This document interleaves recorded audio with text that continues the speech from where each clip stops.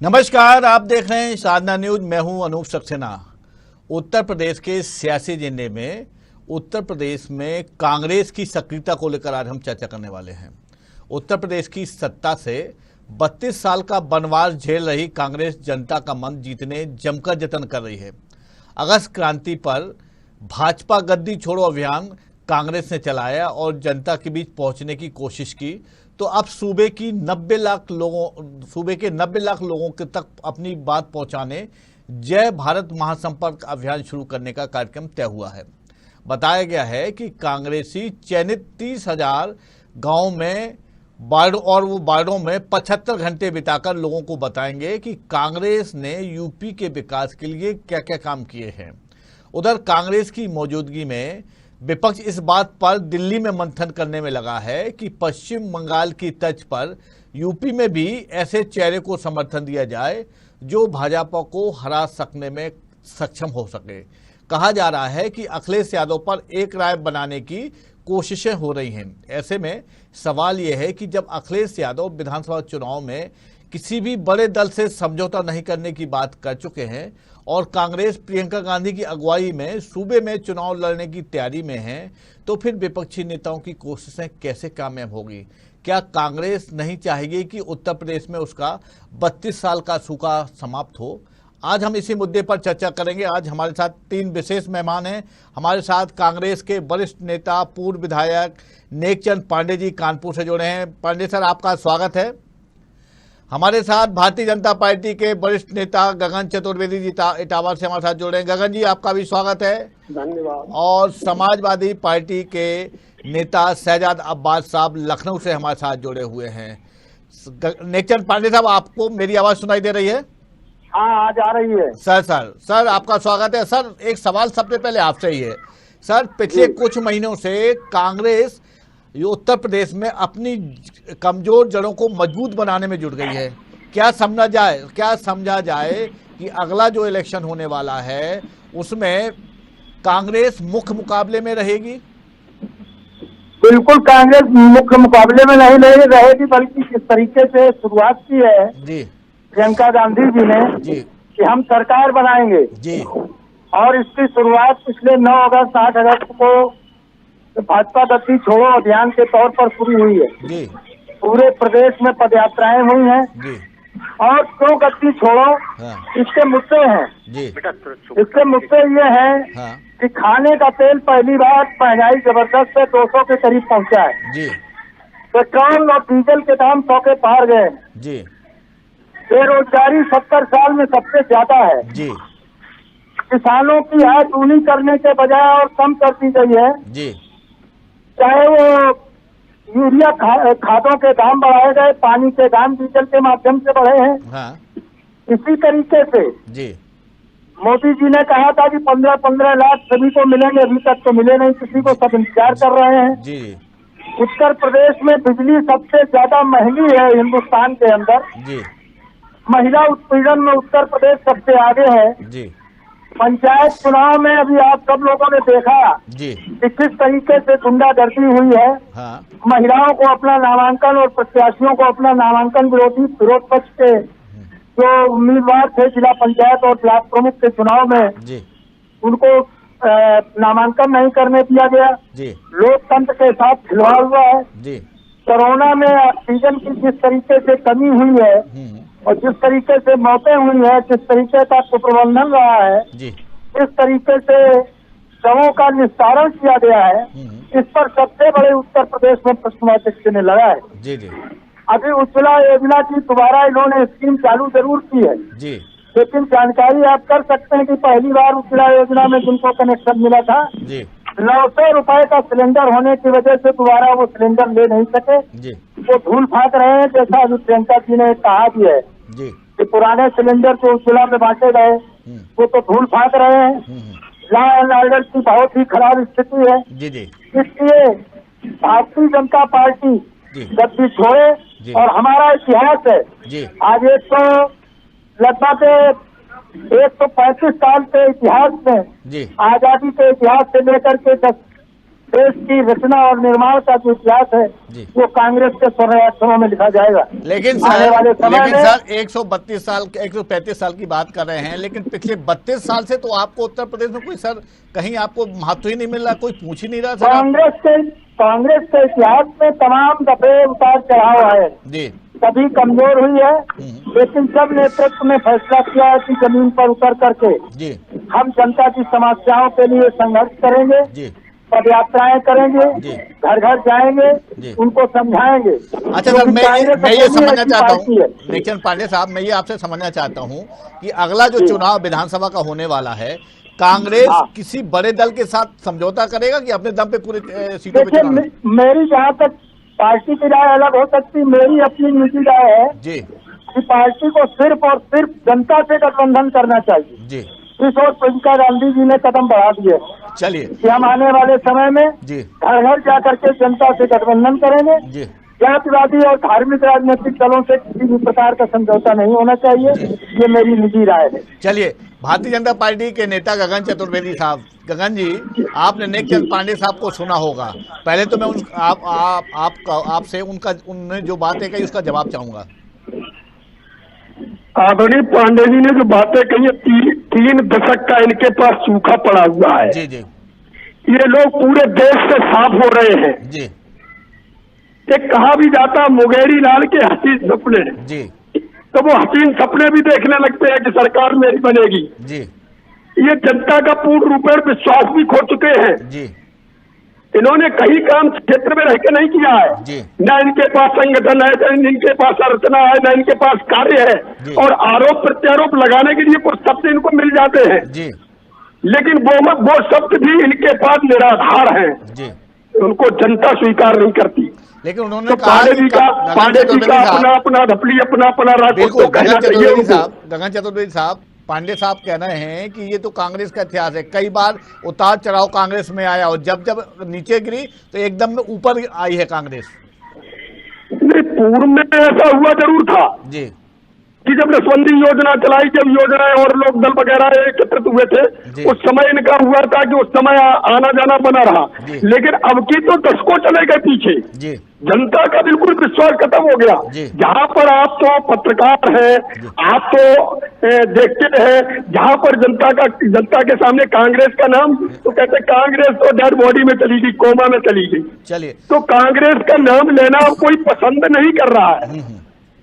चलिए, तो कांग्रेस की तो बात आपने जो कहा है, मैं तो पांडे साहब से बात करूंगा, इससे जवाब लूंगा, लेकिन पहले मैं शहजाद अब्बास साहब के पास जाऊंगा। शहजाद साहब, अखिलेश यादव जी कह चुके हैं कि हम किसी बड़े दल से समझौता नहीं करने वाले हैं उत्तर प्रदेश के चुनाव में 2022 में, लेकिन दिल्ली में जिस तरह की पहल चल रही है, जिस तरह से तमाम बड़े नेता, बड़े दलों के नेता एकजुट होकर समाजवादी पार्टी को आगे रखने की बात कर रहे हैं, अगर ऐसा हुआ तो क्या अखिलेश यादव जी अपना निर्णय बदलेंगे?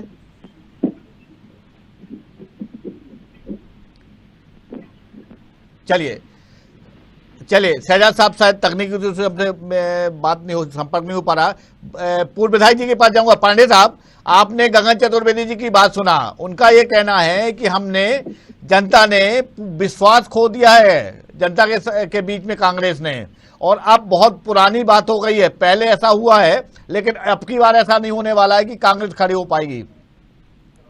देखिए, ये लोग एक चीज में सफल हुए हैं जी, ये शॉर्टकट में जी धार्मिक नारे लगाकर जी, जातिवाद, आजकल जातिवाद का नारा लगा रहे हैं जी जी, रोजाना समाचार पत्रों में, रोजाना टेलीविजन पे ये आता है जी जी, कि कहीं ये किसी पार्टी को झुंझुना पकड़ाने के मूड में है जी। अभी इसी प्रकार से इन्होंने ओबीसी का आरक्षण की, इनको जब उत्तर प्रदेश में चुनाव आया जी, तब इनको याद आई कि ओबीसी का आरक्षण मेडिकल में भी और अन्य क्षेत्रों में कर दिया जाए जी। तो इस प्रकार के इनके झुंझुने रहते हैं, कभी ये जय श्री राम का नारा लगाते हैं, कभी ये जातिवाद का सहारा लेते हैं, जिस पर कांग्रेस का कभी विश्वास नहीं रहा। कांग्रेस का विश्वास सदैव सबके साथ विकास का रहा है, सभी वर्गों के विकास का रहा है, और जो भी हमारा इतिहास, देश का इतिहास गवाह है, हमने कमजोरों के लिए, दलितों के लिए, शोषितों के लिए, पीड़ितों के लिए, वंचितों के लिए, उनके जीवन स्तर को उठाने के लिए, उनके लिए आरक्षण से लेकर के सारी योजनाओं के क्रियान्वयन का काम किया है। चलिए, महात्मा गांधी के अंतिम व्यक्ति को देख करके जी चाहे डॉक्टर मनमोहन सिंह के नेतृत्व में जो नीतियों का गठन हुआ, ये तो वही योजनाएं लागू कर रहे हैं जिनका शुभारंभ मनमोहन सिंह जी ने किया था। और उन्हीं को ये आगे बढ़ाने का काम कर रहे हैं। इन्होंने बिल्कुल पांडे साहब, शहजाद अब्बास साहब हमारे साथ जुड़ गए हैं। शहजाद साहब, अखिलेश यादव जी कह चुके हैं कि हम किसी बड़े दल से समझौता नहीं करने वाले हैं 2022 के चुनाव में, लेकिन दिल्ली में जो दूसरे दल हैं, विपक्षी दल हैं, गैर भाजपाई दल हैं, वो एकजुट होकर कह रहे हैं कि पश्चिम बंगाल की तर्ज पर उत्तर प्रदेश में भी किसी एक दल को, यानी कि समाजवादी पार्टी को आगे बढ़ाएं और एकजुट होकर चुनाव लड़ें। अगर ऐसी स्थिति बनती है, ऐसी स्थिति निर्मित होती है, तो क्या अखिलेश यादव जी अपने निर्णय को बदल सकते हैं क्या सर? देखिए, रही समाजवादी पार्टी की बात, तो राष्ट्रीय अध्यक्ष आदरणीय अखिलेश यादव जी ने पहले ही वाजे कर दी है बात कि हम जो छोटे दल हैं उनसे ही समझौता करेंगे। तो हम उसी की तरफ आगे बढ़ रहे हैं। कई दलों से हमारे संपर्क भी हैं और कई दलों से हमारी बातचीत हो चुकी है।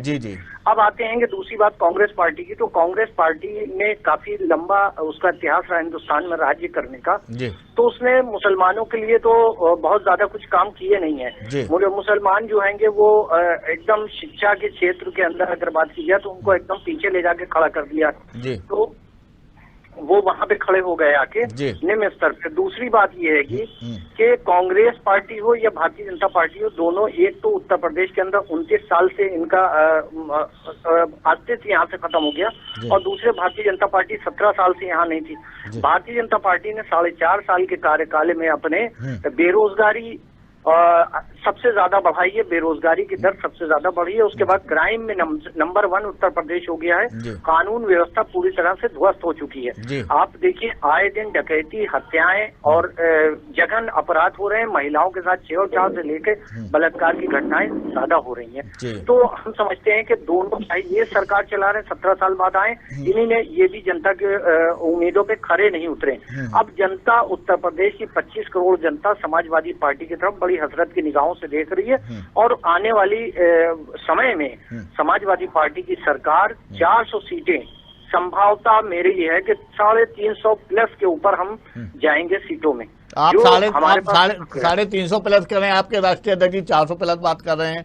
खैर, आपकी बात शहजाद साहब, राष्ट्रीय अध्यक्ष जी ने संभावनाएं कहा कि 400 प्लस तक हम जा सकते हैं। चलो, 400 बच्चा क्या है, 400 प्लस 403 तो हो जाएगा सर।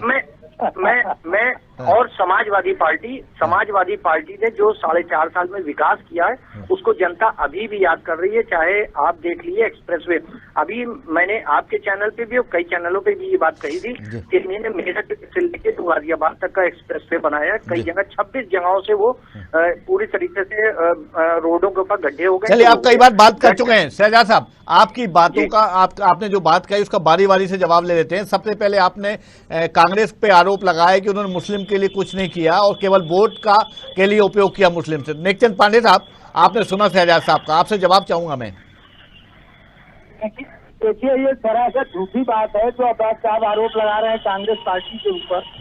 कांग्रेस पूर्व का इतिहास है कि मुस्लिम सबसे ज्यादा कांग्रेस पार्टी को वोट करता रहा है, और पिछले 2009 का भी अगर पार्लियामेंट का चुनाव देख लें तो उसमें भी मुसलमानों ने आगे बढ़ करके कांग्रेस का साथ दिया, जिसका परिणाम था कि 21 सीटें लोकसभा की कांग्रेस की झोली में आई थी, जब भारतीय जनता पार्टी एक वक्त 10 सीटों में सिमट गई थी, 9 या 10 सीटों में सिमट गई। जी सर। तो ये आरोप लगाने की बात है। मुसलमानों को संरक्षण, मुसलमानों की सुरक्षा, मुसलमान भाइयों को जो भी हमारी योजनाएं हैं उसमें आगे बढ़ करके उनके वजीफे से लेकर के सारी की सारी योजनाएं उनके हित में चलाई गई और उनको लाभ मिला। सच्चर कमेटी का गठन सबसे पहले डॉक्टर मनमोहन सिंह के नेतृत्व में सच्चर कमेटी का गठन सिर्फ और सिर्फ मुसलमानों और संकट तबके के लोगों की आर्थिक स्थिति का जायजा लेने के लिए बनाई गई थी, और जो उसने अपनी रिपोर्ट थी वो सदन के पटल पर रखी गई। इसके बाद में उसका क्रियान्वयन भी हुआ सारे उत्तर प्रदेश में और सारे देश में। जी। इसमें अलग अलग मुस्लिम बाहुल्य जनपदों का चयन किया गया, जी। जिनमें योजनाओं का क्रियान्वयन किया गया। जी जी शायद कुछ जानकारी के अभाव में अब्बास साहब ऐसा आरोप लगाने के लिए मजबूर हैं। जी। मैं उनके इस कही हुई बात को खंडन करता हूं कि ऐसी गलत बात करने का प्रयास न करें। चलिए, गगन चतुर्वेदी साहब, अब्बास जी ने कहा कि 17.5 साल के बाद जब आप सत्ता पे लौटे तो आपने 4.5 साल 5 साल में उत्तर प्रदेश को बहुत पीछे ढकेल दिया, कुछ नहीं किया। आपने जनता को परेशान करके रख दिया। लाइन ऑर्डर खराब है आपका, विकास के काम नहीं हो रहे हैं, केवल आप झूठे वादे कर रहे हैं और आपस में लड़ाने की बात कर रहे हैं। क्या कहेंगे आप? अब्बास साहब ने जो कहा अपने विकास के कार्य गिनाए, मैं भी इस बात को आगे बढ़ाना चाहता हूँ जी कि समाजवादी पार्टी की सरकार में इतना विकास हुआ जितना किसी भी सरकार में नहीं किया जा सकता। जी। अगर समाजवादी पार्टी में विकास हुआ तो गुंडागर्दी का विकास हुआ, जी। विकास हुआ तो भूमाफियाओं का विकास हुआ, जी। विकास हुआ तो बलात्कारियों का विकास हुआ। जी। तो विकास के अड्डे अगर ये योग कर रहे हो तो मैं भी मानता हूँ कि इनका विकास हुआ, और विकास हुआ पर्टिकुलर एक जाति एक वर्ग में ही नहीं, परिवार का विकास हुआ। ये शहजाद भाई को बता देना चाहता हूँ। और रही बात गुंडागर्दी की, पहले थाने में FIR लोगों की नहीं लिखी जाती थी, अब लोग FIR लिखाने जाते। उत्तर प्रदेश में कानून व्यवस्था का राज चल रहा है, गुंडा प्रदेश छोड़ चुके हैं। आप कह रहे कानून व्यवस्था उत्तर प्रदेश में नहीं है, जहाँ पर कानून का ही राज छोड़ा जाता है। सारे भारत में अगर एक प्रदेश छोड़ा जाता है तो लोग कहने लगे कि उत्तर प्रदेश में कानून का राज है। लेकिन शहजाद भाई तेरे कौन सा चश्मा लगाए हुए हैं, चश्मा उतार के तो देखिए। और जात की राजनीति, आदरणीय पांडे जी ने कहा कि भारतीय जनता पार्टी जाति की राजनीति कर रही, तो पांडे साहब को बता देना चाहता हूं कि भारतीय जनता पार्टी ने जय श्री राम का नारा दिया था तो आज भी जय श्री राम कह रही है। भारतीय जनता पार्टी वंदे मातरम पहले कहती थी, आज भी वंदे मातरम कहती है। भारतीय जनता पार्टी राम मंदिर का सपना किया था, राम मंदिर बनने जा रहा है। भारतीय जनता पार्टी 370 हटाने का सपना किया था, 370 हटा दी गई है। और जात की बात कहते हैं, मैं राष्ट्र विभाग की बात कर रहा हूं, आप जाति में लगे हुए। देश में सबका विकास, सबका साथ, सबका विश्वास हो, मैं उस पर चर्चा करता हूँ। आप जातियों में पड़े हुए, आप कभी बैकवर्ड ले आते हैं तो कभी ST ST ले आते। अरे ये पिछले कांड हो चुके, पिछले बातें हो चुके, पिछली बातें हो चुकी, नई बातों को लीजिए। देश में कैसे उत्थान हो, जनता कैसे सुखी रहे, इस पर चर्चा कीजिए। चलिए गगन जी, आपने कहा कि समाजवादी पार्टी ने ऐसा किया, गुंडागर्दी को बढ़ावा दिया, तो क्या कांग्रेस ने कुछ तो मतलब उत्तर प्रदेश में कुछ विकास का काम किया है क्या सर? कांग्रेस कहीं है ही नहीं। कांग्रेस तो एक पर्टिकुलर परिवारवाद की पार्टी है, उनके इशारों पर चलने वाले व्यक्ति वही कांग्रेस में। क्या सर ये माना जाए कि जब से भारतीय जनता पार्टी प्रदेश में सत्तासीन हुई है तभी से उत्तर प्रदेश में विकास के काम शुरू हुए हैं? विकास नहीं जी, उत्तर प्रदेश में राम राज्य हुआ है जी। और लोग कहने लगे अब राम राज्य की स्थापना हो रही है। जो उत्तर प्रदेश कई वर्षों पीछे था अब आगे आ चुका है। बाहर के लोग अपनी फैक्ट्रियां लगाने के लिए उत्तर प्रदेश में तैयार हो रहे हैं। कानून व्यवस्था का राज चल रहा है, लोग आना पसंद नहीं करते उत्तर प्रदेश में। चलिए एक सवाल और कर लूं आपसे, एक सवाल और कर लूं सर। आपके दल में कई ऐसे नेता हैं और जो जनाधार वाले हैं, लेकिन कहा जा रहा है कि उनको अब भी तरजीह नहीं मिल रही है और वो हाशिए पे। ऐसे नेताओं पर विपक्षी दल हैं जो आपके से विपक्षी चुनाव लड़ने वाले, उनकी निगाहें अगर वो वहां चले जाते हैं तो फिर क्या करेंगे आप? आपको नुकसान नहीं होगा सर? भारतीय जनता पार्टी में कोई जाने वाला नहीं है जी। भारतीय जनता पार्टी संस्कारवान पार्टी है जी। भारतीय जनता पार्टी विचारधारा की पार्टी है और हम लोग एक विचार के साथ काम करते हैं। इसलिए हो सकता कभी आज जिम्मेदारी मेरे पास है, कल दूसरे के पास जिम्मेदारी हो। हम लोग इस पर चिंता नहीं करते। हम लोग चिंता करते तो राष्ट्रवाद की चिंता करते। ये लोग चिंता करते हैं कि किसको पद दिया जाए, किसको नहीं दिया जाए। हमारे यहाँ जिसको पद दे दिया गया वही स्वीकार है। चलिए शहजाद साहब जी, शहजाद साहब, अब तक जैसे आपने कहा कि अखिलेश यादव साहब कह चुके हम बड़े दलों से गठबंधन नहीं करेंगे, छोटे दलों से करेंगे। सर अब तक कोई आपकी स्थिति, मतलब जो तस्वीर साफ नहीं हो पाई है छोटे दलों को लेकर? छोटे दल कहा जा रहा है कि छोटे दल, सर मेरे सवाल हो जाने दीजिए सर, छोटे दलों के बारे में कहा जा रहा है कि वो अभी वेट एंड वॉच में है, वो देख रहे हैं, जनता की नब्ज टटोल रहे हैं कि कौन सी जनता किस दल को इस बार चुनाव में आगे रखने वाली है। उसके साथ जब वो पूरा आंकड़े आ जाएंगे, उनके पास उनको भान हो जाएगा तो वो उस दल के साथ चले जाएंगे। अगर अखिलेश यादव जी छोटे दलों की बात कर रहे हैं और वो कहीं दूसरे दल के साथ चले गए, तब एंड टाइम पे आप क्या रणनीति करेंगे, क्या काम करेंगे सर, क्या कदम उठाएंगे सर? देखिए उत्तर प्रदेश की जनता जो है वो विकास चाहती है, रोजगार चाहती है, बेरोजगारी को उत्तर प्रदेश से खत्म करना चाहती है, बलात्कारों को रुकवाना चाहती है, कानून व्यवस्था जो है वो बढ़िया करना चाहती है कि जहाँ पे रात और बिरात मिड नाइट तक औरतें जो है वो सुरक्षा के साथ अपने घर पर सकुशल पहुंचे। गगन जी हंस रहे हैं साहब। इन सबको लेके उत्तर प्रदेश की जनता जो है वो समाजवादी पार्टी में आस्था व्यक्त कर रही है और इंशाअल्लाह समाजवादी पार्टी की सरकार बनेगी और वो जनता बनवाएगी। और जो हंस रहे हैं लोग वो अहंकारी लोग हैं, जो आजकल उनके भारतीय जनता पार्टी में हंसना बहुत हो रहा है, बहुत ज्यादा हंस रहे हैं। अहंकार, ये अहंकार में डूबी हुई हंसी है, ये इनके काम की हंसी नहीं है, ये खुद बेशर्मी की हंसी इसको कहेंगे कि जहाँ पे उत्तर प्रदेश के अंदर रोज हत्याएं हो रही हैं, बलात्कार हो रहे हैं, डकैतियां हो रही हैं, लोग सुरक्षित नहीं है, बेरोजगारी चरम पे है, उस जगह के ऊपर ये इनका हंसना तो आप समझ सकते हैं। जहाँ मौतों के ऊपर कफन खींचे गए, ये उन सब पे हंस रहे हैं, ये मेरे पर नहीं हंस रहे हैं। ये जो कह रहे हैं विचार की पार्टी है, एक भारतीय जनता पार्टी में संगठन है, विचार है और वैचारिक है, तो विचार कहाँ है, कौन से विचार हैं? क्या वही विचार है जिसमें बेरोजगारी चली गई, लोगों के रोजगार छीन गया, बेरोजगारी बढ़ गई, लोगों में जो है वो या इनके भारतीय जनता पार्टी की आस्था जो उनके लोगों की जनता के दिल में थी वो खत्म हो गई। वही ओबीसी, वही पिछड़ों ने, दलितों ने इनकी सरकार बनाई, उनका हाल ये क्या किए हुए। तो इन सब चीजों को इनसे सवाल कीजिए कि आप कानून व्यवस्था जो आप कह रहे थे राम राज आ गया, राम राज्य में क्या यही होता है?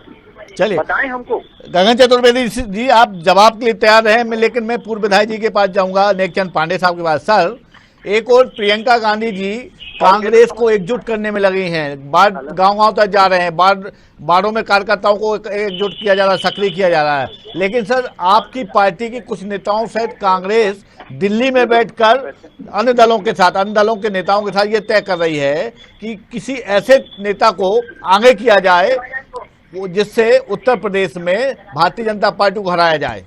क्या कहेंगे सर आप? देखिए, ये तो अभी सब चुनावी हमारी समझ में बातें हैं जी, इस पर अभी विश्वास नहीं करना चाहिए कि उत्तर प्रदेश के बारे में क्या विचार मंथन चल रहा है। जी जी, राष्ट्रीय स्तर पर सभी विरोधी दलों को एक करने का प्रयास हो रहा है, जिसका प्रयास होना भी चाहिए। जी जी, अभी चतुर्वेदी जी ने हमारे परिवार के ऊपर कांग्रेस पार्टी के शीर्षक नेताओं के ऊपर परिवारवाद का आरोप लगाया है। जी जी, मैं इनसे ये जरूर बताना चाहता हूँ कि शायद ये इतिहास भूल गए, इसी परिवार में इंदिरा गांधी जी के नेतृत्व में दुनिया का भूगोल बदला है, बांग्लादेश बना है। यही पंडित जवाहरलाल नेहरू के नेतृत्व में देश की एक एक आधारशिला रखी गई है, जो कि आज सारी सामान में हम लोग आत्मनिर्भर हो रहे हैं। भारत एक आत्मनिर्भर राष्ट्र बना है। इन्हीं राजीव गांधी के नेतृत्व में पंचायत राज के माध्यम से दलितों, शोषितों और तमाम पिछड़ी जातियों को आरक्षण मिला है। इनका चीरहरण करने का काम इनकी पार्टी ने पंचायत चुनाव में किया है। इन्होंने जो परिवार का आरोप लगाया है ये निराधार है। हमारा नेतृत्व इसने बलिदान दिया है, श्रीमती इंदिरा गांधी का बलिदान, राजीव गांधी का बलिदान। मैं इनसे प्रश्न जरूर ये करूंगा कि इस देश के लिए कौन सा बलिदान इनके खाते में जुड़ा है। और इनका जो राम राज्य की घोषणा की थी, मंदिर की बात तो चलो हम भी स्वीकार करते हैं, मंदिर के हम भी समर्थक हैं, लेकिन जो राम राज्य की इन्होंने नारा दिया था वो राम राज्य कहीं को दिखाई उत्तर प्रदेश को दे नहीं रहा है। जी, गगन चतुर्वेदी साहब, जो आपने कहा है जी प्रियंका जी के प्रयासों के लिए, तो मेरा ये निश्चित मत है कि हम प्रियंका जी के नेतृत्व में आने वाले समय में उत्तर प्रदेश में कांग्रेस की मजबूती की ओर बढ़ेंगे और आने वाले समय में हम सरकार बनाएंगे। चलिए गगन जी, शहजाद साहब और नेकचंद पांडे साहब ने जो सवाल उठाए हैं आपसे, जो आपसे पूछना चाह रहे हैं, उसका जवाब चाहता हूं मैं सर। एक तो भाई साहब ये लोग सब लोग मिलके हमसे लड़ना चाहते हैं, चोर मौसेरे भाई, और दूसरी तरफ कहते भारतीय जनता पार्टी ने कार्य ही नहीं किया।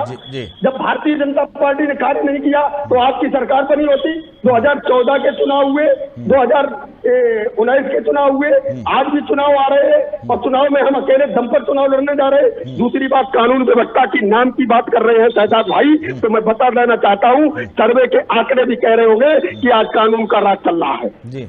वो चाहे भारतीय जनता पार्टी का नेता हो, चाहे कोई नेता हो, अगर गलत काम करेगा वो जेल की सीटों के पीछे होगा या उत्तर प्रदेश की धरती छोड़ गया होगा। और दूसरी बात, हमने परिवारवाद की बात कही तो मैंने माननीय जवाहरलाल नेहरू का नाम नहीं दिया होगा, मैंने माननीय राजीव गांधी और माननीय इंदिरा जी का नाम नहीं दिया होगा। ये लोग आज मेरे बीच में नहीं है, मैं उनको सम्मान से नाम लेना चाहता हूँ। हम लोग इनके जैसा अपमानित नहीं कर रहे, लेकिन परिवारवाद इनके में था। हमने केवल इतना ही सबसे कहा कि आपके यहाँ परिवारवाद है, परिवारवाद से निकलिए, राष्ट्रवाद की कल्पना कीजिए। हम लोग केवल राष्ट्रवाद विचारधारा के लिए काम करते आए हैं। कल माननीय अटल बिहारी वाजपेयी जी प्रधानमंत्री थे, आज माननीय मोदी जी प्रधानमंत्री है।